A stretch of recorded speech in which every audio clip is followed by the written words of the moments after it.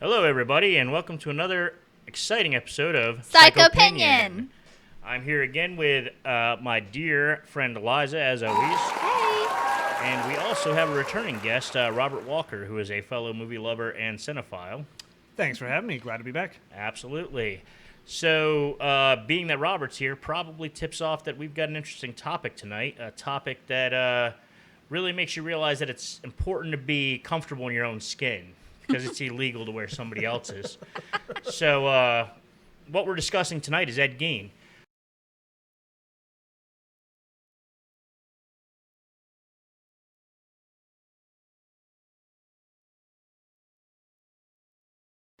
This is a topic that I really enjoy, and we're going to discuss Ed Gein, Ed Gein's history, and kind of some of the characters that Ed Gein's been based on over the years.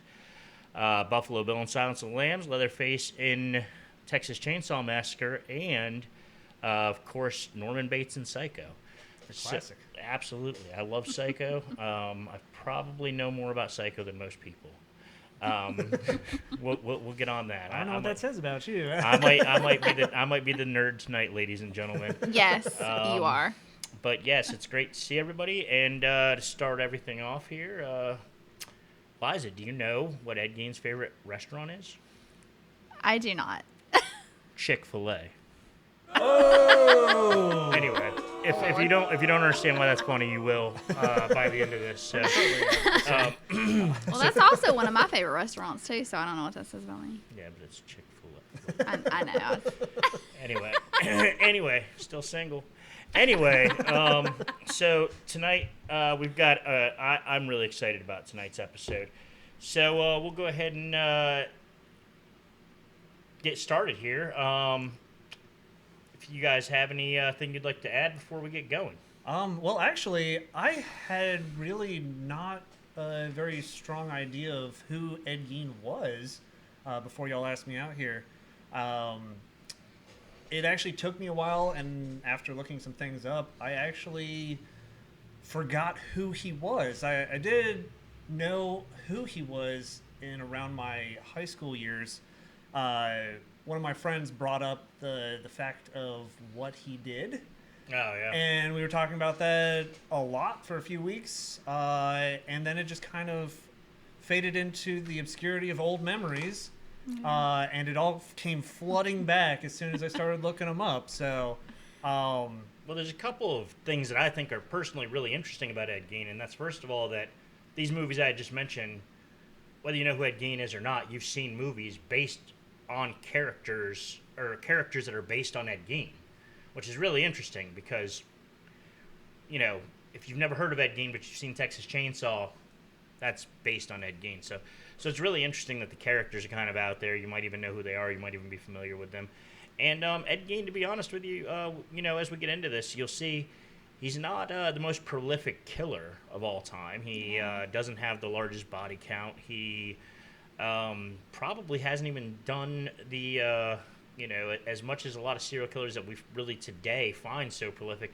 It's more kind of the circumstances around what they found and how they found him and what they found, which we'll get into here. So without further ado, I'm going to go ahead and start off the story here. So who we're talking about tonight is Ed Gein. Nicknames consist of Butcher of Plainfield or Plainfield Ghoul. When I say Plainfield, we're talking about Plainfield, Wisconsin, ladies and gentlemen. Ed Gein was born in August 27th, 1906 at La Crosse County, Wisconsin. And he was the child of George Philip Gein and Augusta Wilhelmine Gein. that's definitely a 1900s name. Yeah, I was going to say you don't see that often. Wilhelmine. I'm sure it's German as hell, too. Yeah. Augusta. Wilhelmine. Yeah, I mean, it's, or something like that, I'm sure. Augusta. So there's him and there's his brother. He's got an older brother, Henry George Gein, and one big happy family, right? yeah, absolutely. They are perfect bunch. So what it comes down to is Ed Gein, like a lot of serial killers, had a really interesting childhood. First, I also wanted to point out, I don't know if you guys researched much or know much about his childhood, but there were signs of mental illness at a very young age. Yeah. In school, his teachers and other classmates would report later on that when he was in school that he would kind of sit and laugh to himself, like he was kind of laughing at his own joke that was in his own head or something like that. Well, that probably stems from how his mother treated him. Yeah.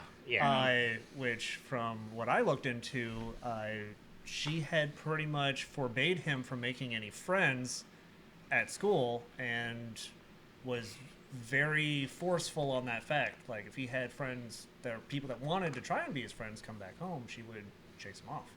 Oh, yeah. You awful. absolutely could not have friends in the Gein household. Yes. They were a very closed community of family, if you will.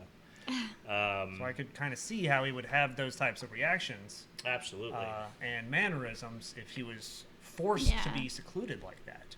Exactly. And getting into his mother a little bit more, interestingly enough, I think that reading everything that I didn't know the woman, but she sounds like an extremely controlling woman. Yeah. She absolutely hated Mr. Gein, Ed Gein's father.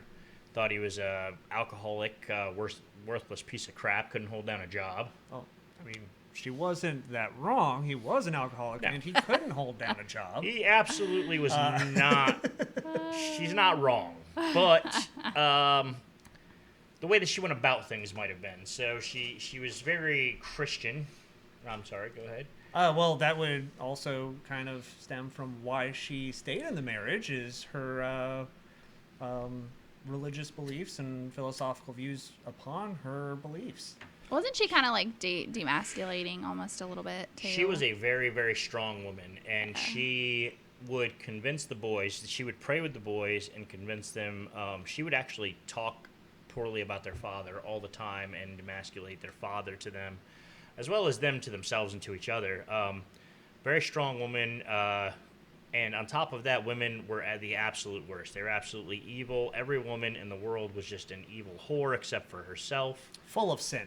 Full of sin. There was no woman that was clean in any way or was good enough for Ed or his brother to be around. Just absolutely anti-women, and for that matter, pretty much anti-people from most of the behavior that she had. So I apologize about that. So yeah, Ed was punished for making friends if he ever did find himself making friends, and there was really kind of a lot of that going on, just the preaching and the childhood of no friends and the mental illness and these people just staying in the house with each other and not allowing anybody else in, which we all know that in that kind of setting it's really just going to make things worse and worse as you go along, without having any healthy contact with other people or even seeing or realizing what healthy actually is. So that went that way until Ed's dad died of heart failure at 66 years old. And this is really when things got a lot worse. Ed's father wasn't around any longer. So basically, the mother was just 100% in tuned to raising her boys, and just with her crazy beliefs that she had going on. I can imagine how much worse it would have gotten without Papa. I mean, I don't even think he stepped in much, but I think just his presence probably, she had a little bit more focus on everybody. The focus kind of narrows the more there's not the watchful eye. She can just go whole hog exactly on however she wanted to act. So Ed pretty much grew up believing that his mother was his best friend and pretty much the love of his life. I mean, in the sense that there was nobody else for him. Well, that's really all he knew. Yeah, nor could there be anybody else for him. So she kind of groomed them to be his children. Exactly. So That's true. Yeah. So there was an incident going forward where Ed's brother died, and this is a really interesting kind of turn of events.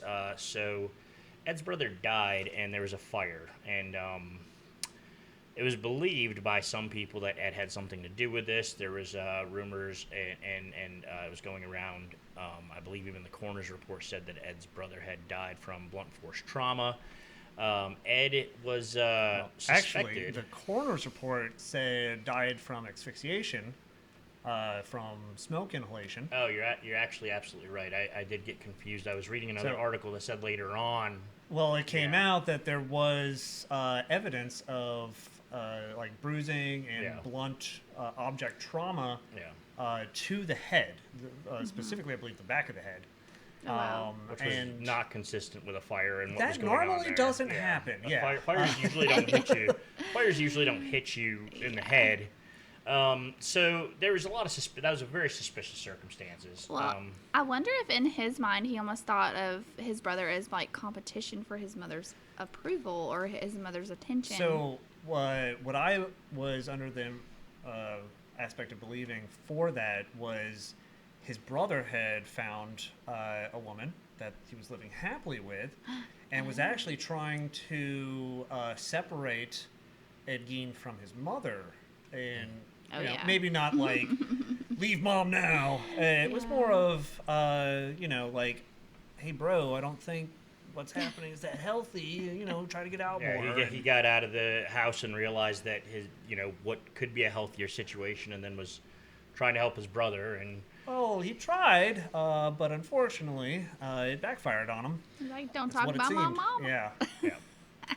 So I'm pretty sure Ed killed his brother. Yeah. Pretty much, I think everyone will agree with that. Yeah. If you look up any information on him. So, but then we also have another factor here, which is it had the Plainfield police, which we're talking Plainfield, Wisconsin, population of nobody. Nothing going on in Plainfield whatsoever, including in a lot of people's minds. It was a very simple, small town. And the police were really not interested in probably doing police work, or really aware of how to have an investigation or how to do those things properly, which is what I gathered from a lot of the information that I was looking at. So I do believe that they probably were just like, oh, it was an accident, cool. It's just easier to sort of go along with that than it is to let's not overcomplicate this thing by looking into who could have done this. Exactly. Well, there was a large fire on the property. Everything kind of added up to where it could have been, so why not? Interesting. And that's the easiest way to go about it. And ladies and gentlemen, a lot of times, and I'm sure we'll get into that multiple times in the future on this podcast, and Liza can definitely back me up on this. A lot of times, most serial killers and big-time criminals, there's always that point where it's like, had the police done more in the beginning? Absolutely. Had the police really put in the work, that person wouldn't have done anything that they did because they would have been caught. Yeah, there's so many instances of serial killers, multiple serial, like Kemper. I mean, they get pulled over by police, and the police have like a suspicion, and they're like, no, I just, I mean, Ted Bundy. I read a story where Ted Bundy, he literally had a victim out in the woods, and there was a couple going for a walk out in the woods, and they stepped on the victim. And because they were so scared, they didn't even know that they had stepped on the victim, but because they were so scared, they ran away. And Ted Bundy later on was in an interview, and they said, hey, were you ever afraid of getting caught? And he said, hey, one night I was killing somebody out in the woods, and they actually got stepped on by these people walking through the woods. Oh, wow. So there's so many instances where it's like, had things just gone a little bit differently, people would have been caught much sooner. Most of these crimes wouldn't have happened. And I think in this instance with I'm sorry. It's a lot about the bystander effect. I mean, people just think it's somebody else's problem, especially maybe like a police officer. They like get this feeling, and they're like, nah, this guy looks nice. He doesn't look like a weirdo let it an be oddball. somebody else's problem. They also have to follow their own protocol too. They can't just bust in and be like, you're suspicious. No, but police work probably would have led them. Yeah. Good police work probably would have done the trick in this case. So with all of that being said, I do think that this is another one of those cases where somebody just continued to go down that path because just poor police work and nobody really doing their jobs, if you ask me. That's just my opinion. So anyway, the brother's dead now. So this led good old Ed and his mom. And Ed and his mom, that was just a match made in heaven. So well, I guess the next big event after that was his mother had a stroke, leaving her to where she couldn't really move or take care of herself. So that, I guess, furthered the need, the need and the caregiving. Yeah, the need and the caregiving. My mother doesn't have anybody; she only has me. Yep. I only have her. That kind of sick, twisted, Further the downward spiral. Exactly, and that's where we go. And I don't really, unless you have something, I really don't have a whole lot of information between that and the second stroke, which was pretty much inevitably led to. Not specifically. I mean, it's kind of he was isolated for, I guess, what was that, like a few year interim between strokes. Yeah, Oh, wow. and it was just But them, it was and he was functional enough to go to town and get what he needed to do, but of course, don't make eye contact with women, and, this and that and everything else. Just the weirdness continued. And, well, he was also a handyman, so I assume that he was trying to bring in some type of money. Yeah. So like he Yeah. was doing Well, the actually, bare minimum. I'm for- not sure so much before his mother died, because I don't feel like she would allow that, but I know after she died, there was even people that trusted him to babysit their kids. He used to babysit quite a bit, and a lot of people said he was great with the kids because he just connected with them so well mentally, which, Yeah. Well, He's it never must allowed be to grow because up. he was stunted at the childhood age for social Yeah, interaction. exactly, and And- that's exactly what I was going to say, is that, probably the trauma kept him at a point where it was easier to communicate with and have friendly interactions with children who are more the age you kind of are mentally, or where you stop developing. So, sorry?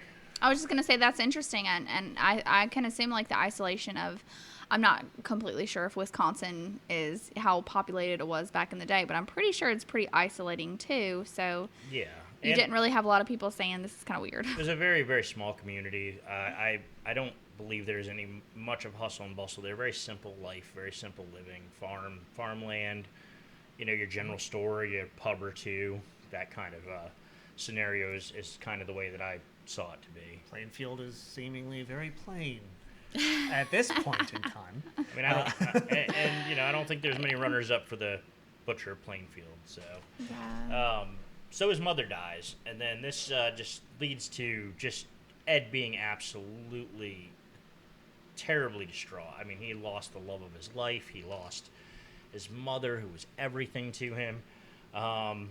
And then that's really when the strangest of behavior started with Ed. And it didn't start off with some kind of killing spree or anything. Ed Gein was actually known more as a grave robber. He was always digging up bodies and, using the skin and bones and all sorts of things. We're going to get to what they found in the house here in a minute or two. Yeah, because wouldn't he kind of like look at obituaries and try to find like when the women would pass away, and then he would kind of like go to their gravesite after they were buried. To not be caught, I mean, he would Yeah. have to, Yeah. to not, because if it was, freshly upheaved dirt from a recent, passing away. Oh and yeah, I didn't funeral, think about that. Yeah, He so, wouldn't want to, disturb solidified grass grown over, graves. You can't So really- it would always have to be, So how would you ever know if somebody's missing? And you also Exactly. you also couldn't skin a skeleton. So I mean, we need some fresh skin here, guys. We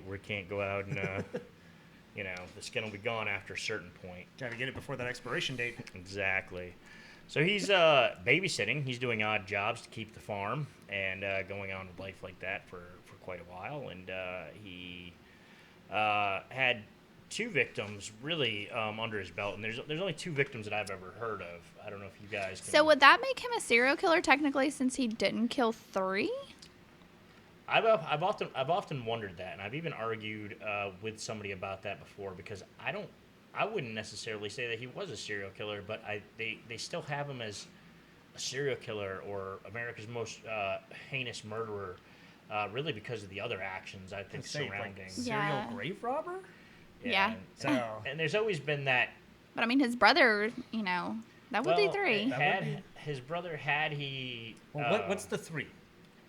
Because I don't know what the... To be a serial killer, don't you have to kill 3 people 3 separate times in 3 separate instances? I believe that's the definition. Yeah, I believe so, and I think that comes with, kind of developing a sort of a strategy and kind of your own persona and killing to be serial, killer. Like a mass shooter wouldn't be really considered a serial killer because there Just really like- isn't yeah. a concept or There's kind like the of- spree killers. yeah, and stuff like that. So I mean, it's really the classification of killer is more like methodology and things like that. I guess the 3 is a standard of them finding their ways. And 3 is usually, kind of. Now they have sort of we kind of have a like a pattern or yeah MO pattern, or a pattern notice of this pattern. person's behavior and what they do. Yeah. So I guess if you want to count his brother, and if we can go ahead and say that he killed his brother, I guess that would make him a serial killer, which I think most people do. Yeah, I would consider him a serial killer. But the only 2 murders that I've ever heard of was Mary Hogan, who was a tavern owner, and that was in 1954. And the one that actually eventually caught him up with the police and caught him in trouble and led to his demise was Bernice Warden, who was a hardware store owner. And that one was in 1957. And there was a lot of hubbub around that one. That one was really like a big deal. I think when Mary Hogan went missing, everybody was kind of like, "Oh, what happened to her?" And it was, kind of a. well, it was basically considered a missing person until Yeah. they found everything. Yeah, and Mary Hogan was definitely. I think she was a lot more. I don't think she was as maybe beloved and as important to the community as Bernice Warden was. Did Bernice have a son too? Bernice or? Warden did have a Well, son, and she was also a shopkeep, owned her Yeah. own yeah.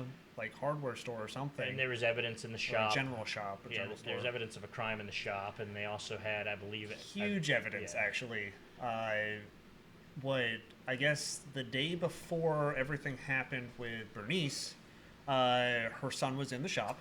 Yeah. And he said that he would be back tomorrow for a specific item, like a gallon of something.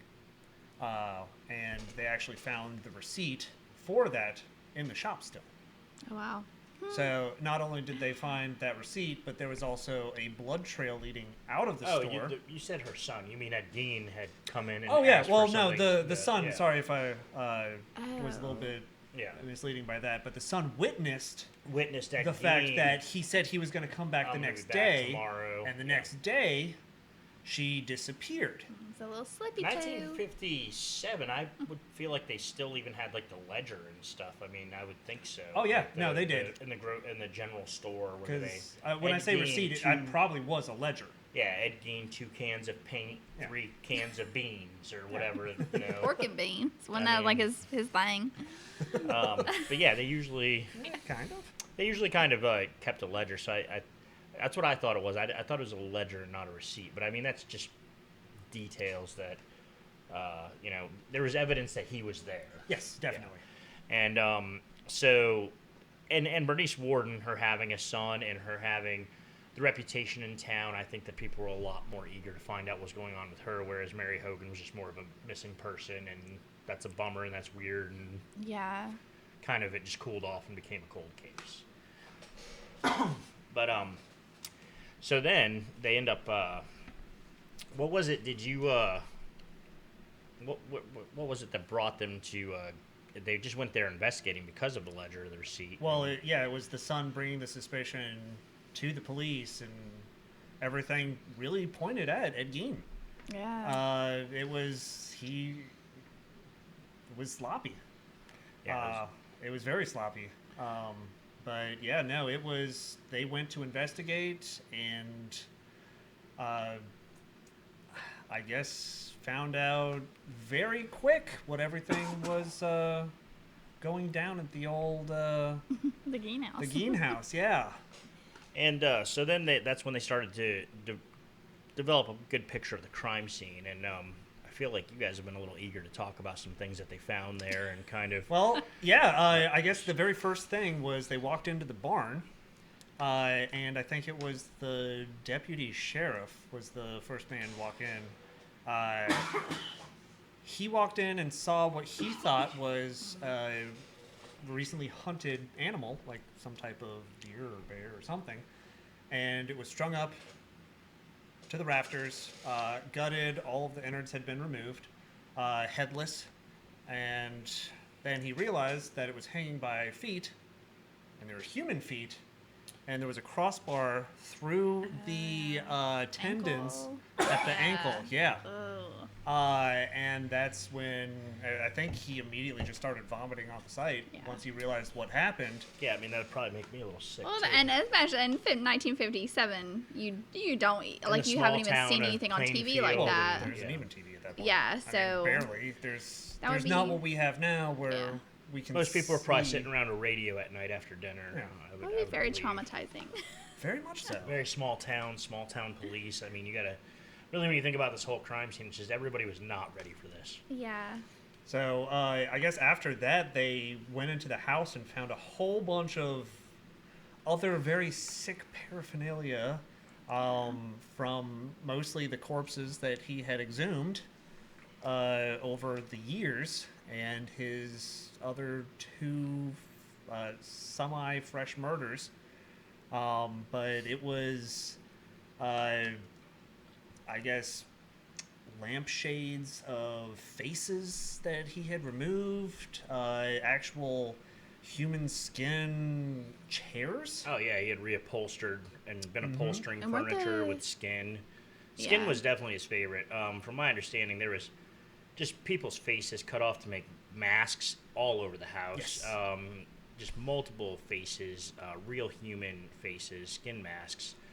Also, what I saw when I was going through everything, kind of looking up details to, kind of get myself refamiliar with this, was I believe there's also like some leggings that were. So he made basically a full human skin suit. But it was a woman. It was a woman, yes, and which apparently he would like to go out in the moonlight and dance around in. But yeah, he had a full suit of like a human skin suit that he would just slide into. He also had a box of women's genitalia. Oh wow. Oh yeah, I think Yeah. A whole bunch of other things. Wouldn't he like wear them as well? He did have a belt made out of nipples too. Yeah. I I wonder if the psychology behind that was that maybe if he had some kind of psychological thing that made him want to be a woman, or Now, I know that this may be funny or silly to say, but I really just, I'm sitting here listening to the things that they found, and this guy seems very skillful. I mean, I'm not trying to Yeah. be funny, but it's like you're reupholstering furniture out of skin. I know that they found skulls that he had fashioned into bowls. Yep. One of the coolest things, and I mean cool like, I don't mean cool because that'd be sick, but that they found skulls on his bedpost, Yeah. which I mean that's or just like bowls and stuff with that's skulls that's like too. Viking god status. Yeah, The it's, skulls on yeah. your bedpost. Ed Gein the Barbarian. Yeah, and just I mean, so he was fashioning a lot of useful things from bones and skin, and it seems to me like there'd still be. And I know back then people did a lot of their own sewing and a lot of their own crafting and everything, but it's just the skill level was probably pretty interesting. Just to put that out there. Well, Yeah. considering that I haven't really found any other information about other people doing, I guess, leather work with human skin. yeah. It's a very Yeah, 'cause rare he would occurrence. salt them. He would salt the vaginas or what? That's what I heard. I mean, it's possible. Like the only other instance that I personally knew was old Vikings, Yeah. like from just thousands of years ago. They had human skin relics, but they're only like a handful. Yeah. It's a pretty gruesome scene. Pretty disgusting, Yeah. gruesome scene. I'm sure it smelt amazing in there. Also, we forgot to mention that I know that they're. Paradise. I know that I forgot to mention, at least, that I know that some of the rooms that his mother most frequented in the house, he had boarded up to keep them the same way that they were. I just wanted to mention that may be relevant later. But he was very, when his mother passed away, and before he started this slew of grave robbery and crime, it seemed like he really tried to preserve his mother's kind of memory and keeping her stuff safe and kind of put away, or at least that's the way that really came across to me. So there they are. They found him. They found all the stuff. Everybody's throwing up. They're like, we got the guy. He's looking off into the distance with his Manson lamps. He's just crazy as hell. I wonder what happened to that stuff. Just kind of off topic. From what I read, it was they disposed of it properly. Okay. So it's Well, everything is probably the body gone. parts were, and then they were planning on actually auctioning off his stuff. His vehicle that he drove actually went to, I believe, a person that was they were part of the carnival circuit, and they charged people 25 cents a piece to look at his vehicle to get a gander of the Ed Gein vehicle. So that went Oh, wow. there. And then, so there was people disposing of things on the property years later, and we'll get back to what happened right after. But since we're here, there's people disposing of things on the property, and there's a fire. Some people said that maybe some of the smoldering embers had reached the house or not, but a lot of people are pretty sure that it might have even been Bernice Warden's son or some of the townspeople. His house burnt to the ground. Well, from what I had read, I think one of her relatives was on the fire brigade. Like, Yeah. actually, maybe the fire chief. Oh yeah. And yeah, I could see that. Whoops. Yeah. The house caught fire. We'll get to it when we get to it. Yeah, It's so, probably something that they would want to keep secret. so the and Ed kind Gein of- home no longer exists. It's no Oh wow. longer there. I did not actually know that. Yeah, so. it's not. I think a lot of the town was worried about it becoming a tourist attraction as well, Yeah. and they didn't really want people coming to their town Yeah. to see that stuff or to want to really get into that stuff and kind of have them Probably relive those painful. memories Yeah. and so back to the arrest. They arrested this man, and at first he was not found to be fit for trial, but soon he was. He was found to be guilty, but legally insane.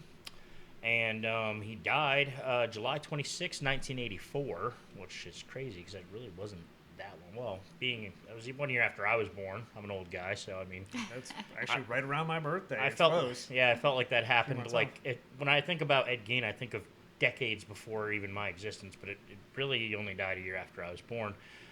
He was in the Mendota Mental Institution, health institution. He died of respiratory heart failure. He was 77 years old. When they told him that his house had burnt down, he said, just as well. So, anyway, that's kind of the story of Ed Gein. If there's anything else you guys would like to add, any details I forgot before we really kind of start getting into the... That pretty much sums up his Yeah. life. Yeah, in so general. there's a lot more gory details and things like that maybe a second part of this one day might be worth diving into. But kind of just that's the basic of Ed Gein. You've got the Plainfield Ghoul, if you will, wrapped up in a nutshell there. So the next part of this that I was kind of looking at discussing is that there's been multiple characters throughout cinematic history that are based on Ed Gein, but the most famous are Buffalo Bill from Silence of the Lambs and Leatherface from Texas Chainsaw, as well as probably the most famous, which is Norman Bates from Psycho. And that book, there was a book that was written by Robert Bloch back in, God, when was that? It was the late 50s, early 60s, called Psycho.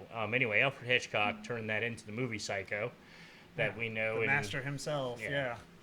yeah. And actually, a little interesting fun fact about that is that Disney later on would not let Alfred Hitchcock film at Disney because he made that disgusting movie Psycho. So, Oh, wow. yeah, just a little fun fact for after the fact.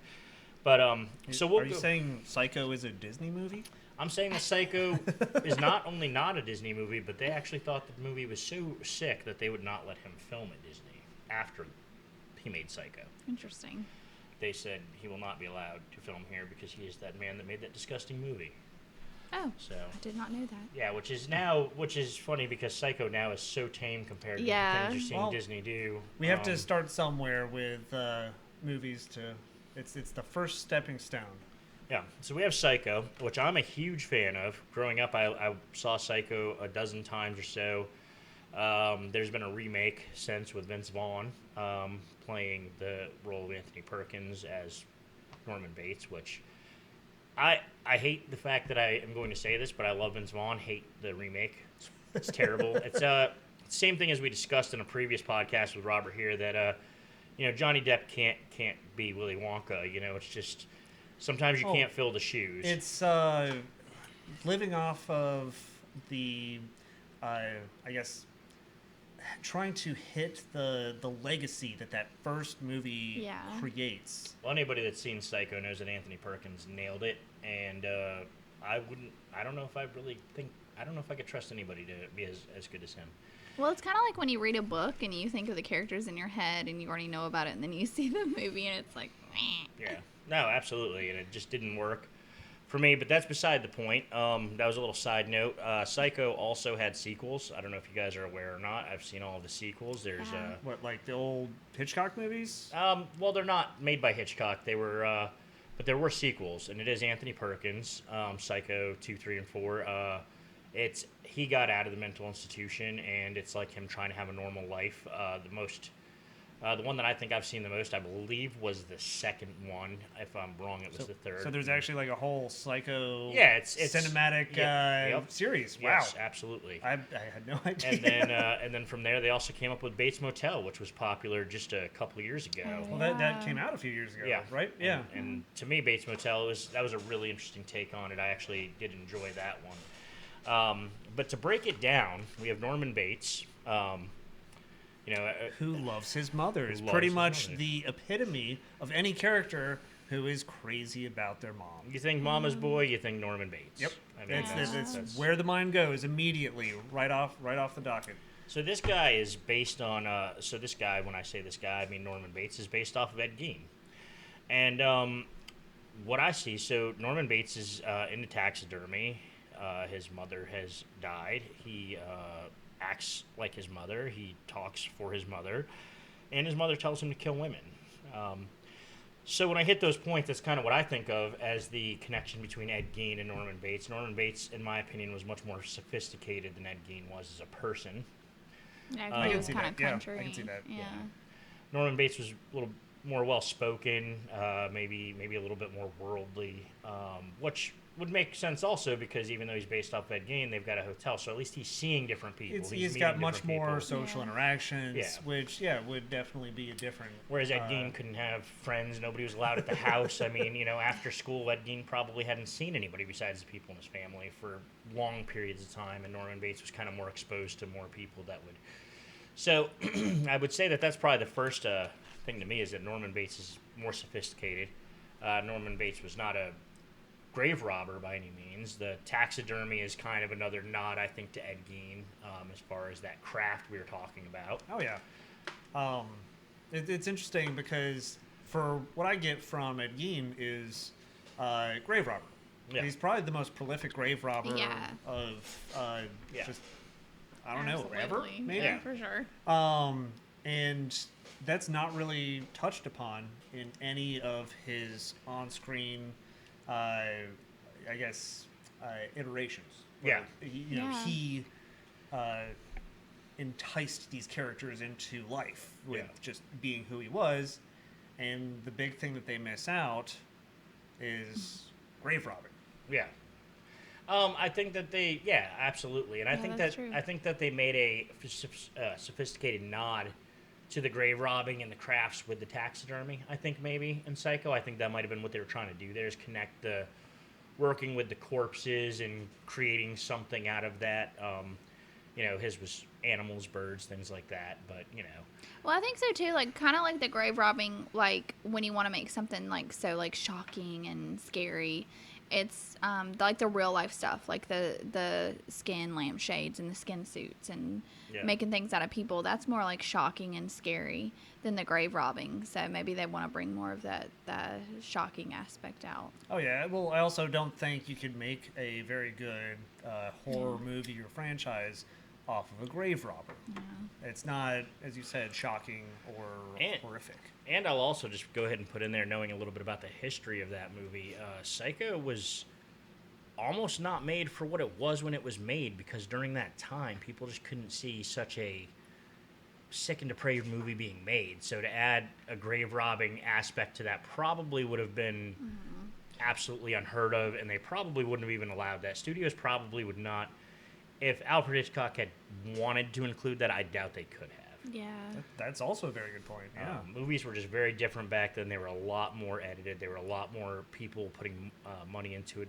And producers and things would nix things. With Psycho, that's one of the first times that you saw blood in a movie. Blood. It wasn't actually blood. It was actually chocolate syrup. But in the famous shower scene, and that shower scene was so far ahead of its time. oh yeah, I mean that was not something you saw. it's in like movies the back first then. stepping stone to most horror thriller, shocker slasher. Yeah, absolutely. Psycho started it all. Absolutely. I would say overall, though, the biggest thing to me would probably be, of course, the connection with his mother. You know, but we still see the connections there. I would say that to me, for those reasons, for the mother aspect, I would say that it definitely hit the closest home to who Ed Gein actually was out of the three movies we're discussing.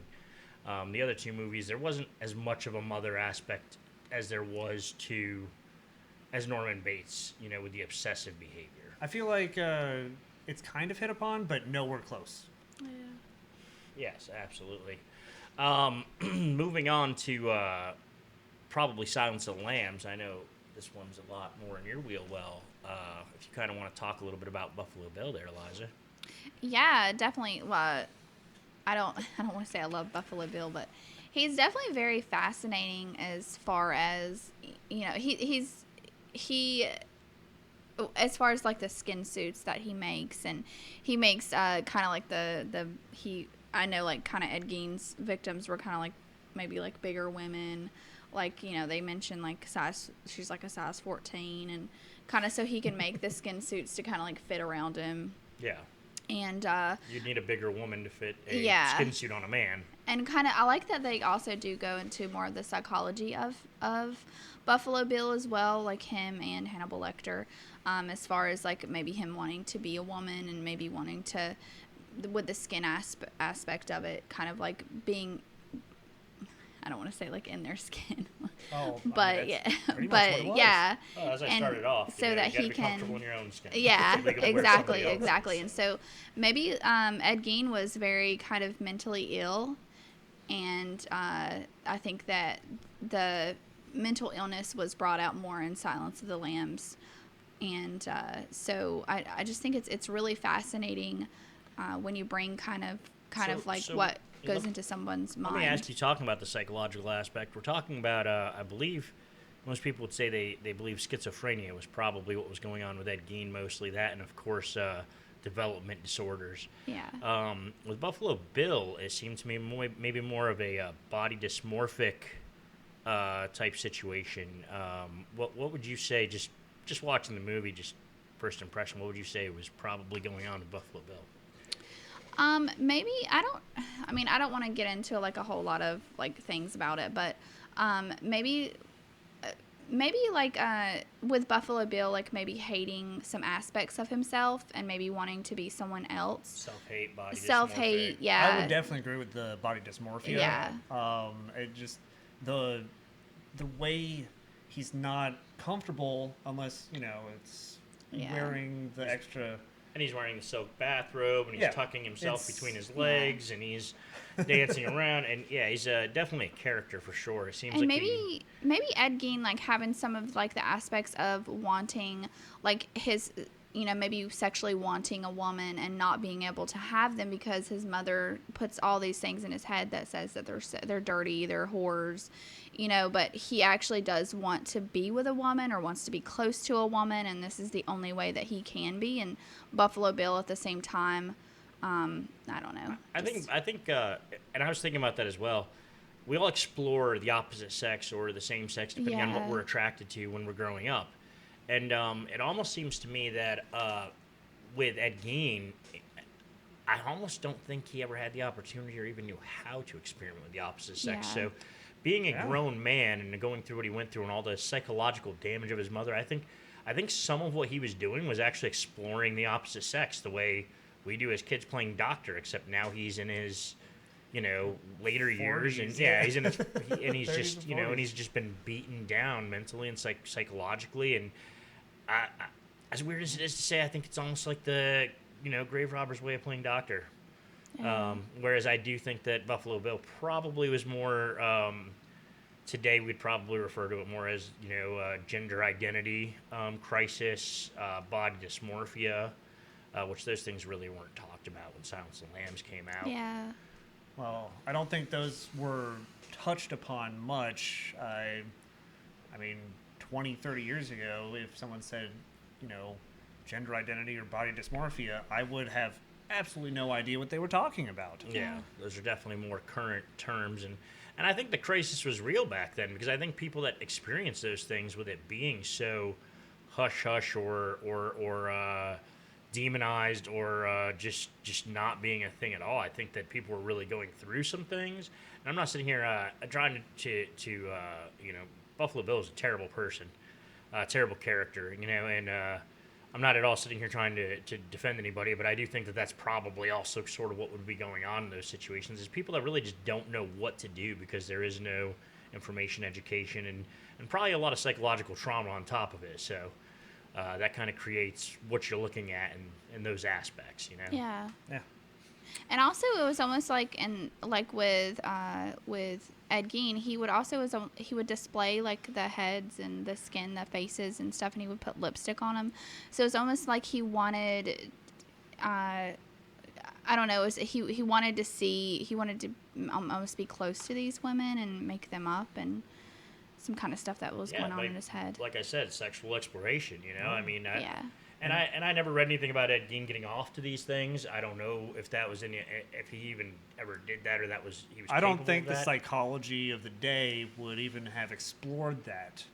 I think that's just something that no one will ever know about him. So we don't know what Ed got off to or how he got off to it, and I definitely think that there's more of a sexual aspect to Buffalo Bill. It seemed a lot more like he was definitely a much more. Where he was like, "Would you?"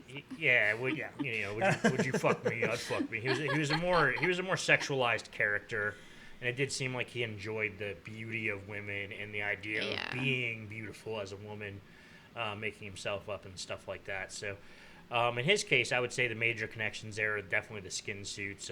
Probably maybe some of the psychology was similar, but I really couldn't say that. Yeah. But he also not a grave robber. But he all of his stuff was fresh. He was definitely, so he was basically the murders that Ed Gein had actually done. That would be more like the aspect of Buffalo Bill, kind of that killing to make the woman's suit. Yeah. Which I could see that there. I don't remember them touching much on. If they did, I don't remember them touching much on Buffalo Bill having any problems or relations with his mother or anything like that. I don't remember. I know, because he was like Hannibal Lecter's patient or whatever. So I don't know if there was any kind of. I don't remember them actually saying that. So that was either. probably something between him and Hannibal Lecter. Yeah, and I don't even know if they touched on that in any of like the offshoot movies either. Yeah, I don't think they did. Yeah. So really, the connection there is the bodysuit, skinning women and killing women to make a bodysuit, and that's definitely much more played down than Ed Gein. Nowhere near as heinous, in my opinion.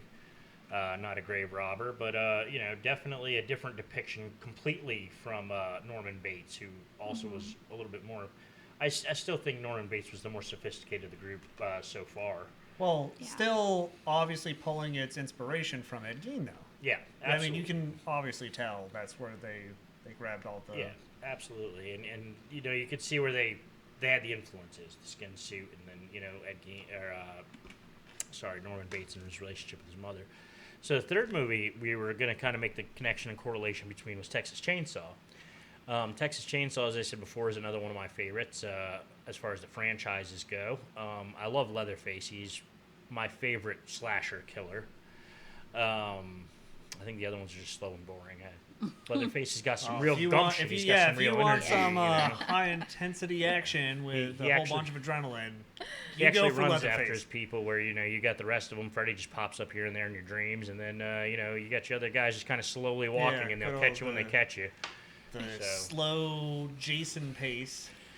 No, Leatherface is just going to run down and just he puts in the effort, and I think I like that. I like the effort with the guy. Yeah. So where they where they make this obvious connection is that in Texas Chainsaw they even play it off like this is the crime scene in the beginning of the movie, and this is what the police found, and the stuff that you'd find around Leatherface's bedroom or house is probably very similar to the things you'd find around Ed Gein's. It seems to me, hands down. Once again, not a very strong relationship with the mother. Well, actually, I think they touched upon that in the recent release of the Netflix Texas Chainsaw Massacre, which came out, it was kind of like about half a year ago or so. That is true, and to be honest with you, I really wasn't thinking about that when I said that. That is a different take. But she was his adoptive mother, wasn't she? But still, the strong female-mother relationship. Yeah. But they didn't get into how overbearing maybe she was, or how. No, they didn't. They didn't really talk about her being a bully, or. Well, and even like in the other, like the original, or like the remake in mid 2000s. Yeah. They never really forced that mother-son relationship. Yeah. And this is like really the only time it's come out for Leatherface. Yeah. I think it was more like the house isolated. Like you have the isolated house in the middle of nowhere, like the isolation, kind of maybe like a dysfunctional family, kind of, because his, any kind of thing you kind of see at Leatherface. Yeah. Family's kind of dysfunctional. Well, Leatherface in any of the movies, his family is absolutely dysfunctional, but I would say that that's almost a negative with the being based off of Ed Gein, only because Ed Gein's family, while they may have been dysfunctional, they may have led to him doing some of his crimes or being who he was, he absolutely had no accomplices. Mm-hmm. So, whereas in Leatherface, there was definitely accomplices there, kind of helping him along and even kind of treating him like a guard dog, really, in a lot of ways, like, oh, they're getting away, get them, Leatherface, or whatever. So I mean, there was that correlation. Of course, when Leatherface got his victims and he's cutting them up and sewing them up and doing all those sorts of things in the basement, that's 100% where we see the crime scene of Ed Gein and Texas Chainsaw kind of overlap there. Yeah. Texas Chainsaw is a lot more on hands with the killings. Yeah. Where, we have that initial scene in Psycho. We don't really see much with Buffalo Bill and his victims. Well, Leatherface's killings were also much louder than Norman Bates or Ed Gein. Oh, yeah. Or, much more in your face. Yeah, I mean, none of those guys were using chainsaws. Very true. Yeah, I mean, the chainsaw really makes the difference, I think, for how... He's kind of more of the masculine version of... Yeah, he's... Oh, hands down, yeah. He's portrayed as being a really big guy. Ed Gein was actually like 5'7". So, you see Leatherface, and Leatherface is like easily 6'2", 6'3", 6'5". What's funny with Ed Gein is, like, the police and whatnot didn't believe that he could have dug all these graves by himself and exhumed the body by himself. And after all of his confessions, they actually had to double check, and they found what he said was actually he was the person who did these crimes. He wasn't a very strong man. He wasn't a very big man. Yeah. But so absolutely. And then Leatherface, he comes out and he's just this hulking, kicking down doors and just wielding a chainsaw with like one hand like it's nothing, and definitely a completely different killer. Just an unstoppable force. Yeah, absolutely. And it's interesting too how how far you can go with based on a true story, and that's kind of also what sort of wraps all this up together is based on a true story, 3 very different fictional characters based off of a real man, the butcher of Plainfield here, if you will, and 3 very different characters, all based on a real person, based on actual events, and it's interesting to me. Like I said, I've said previously how funny, how much you can get away with when you say based on. Oh yeah, no, because as you said, they're completely different from each other. Yeah. And if you look at them together, you don't really see a lot of correlation. No. But once you relate it to Ed Gein, you can 100% see that they are based off of him. Yeah. But you compare all 3 to each other, and it's hard to tell. Well, Norman Bates, even though he was a taxidermist, he never really cut apart and sewed people together or flesh or anything. He was kind of more like his mother was preserved. She wasn't, he wore her dresses. He didn't wear her face. Yeah. Once again, that might have been because of the movie of the times, but and you got those connections, a strong connection with the mother, and then the killing women, and then you've got the Buffalo Bill and Leatherface are obviously making things out of the skin and bones and things like that. So it's really interesting. Like you said, each one shares a different part of Ed Gein's personality. If you were to focus on one section or another, whether that be his mother or his actions or those kinds of things. So what did you guys think exploring this? What was your reaction, your take, kind of rewatching these movies and kind of thinking about Ed Gein and kind of the whole correlation thing? I mean, how'd you guys feel about all that? Do you have any thoughts? Yeah. Well, I found it interesting that 3 super iconic characters from just award-winning movies that everyone's basically seen are based off of one guy. Yeah. And it makes me think of how many other characters are based off of Ed Gein in general, because if you don't know it, you really don't know until someone says something or you look into it a little bit. But I'm pretty sure Ed Gein has been an inspiration to a lot more characters than we think. And I even saw that there was a few, but they weren't really very notable roles, or they the reason that I really focused on these 3 is because of how notable they are. Ed Gein, like I said at the very beginning of this, he's almost more of a urban legend than like a prolific serial killer. You think about a serial killer with the big numbers. You got like your Gacy's and your Kempers and your Zodiac killer. Yeah, Zodiac killer, Son of Sam killer.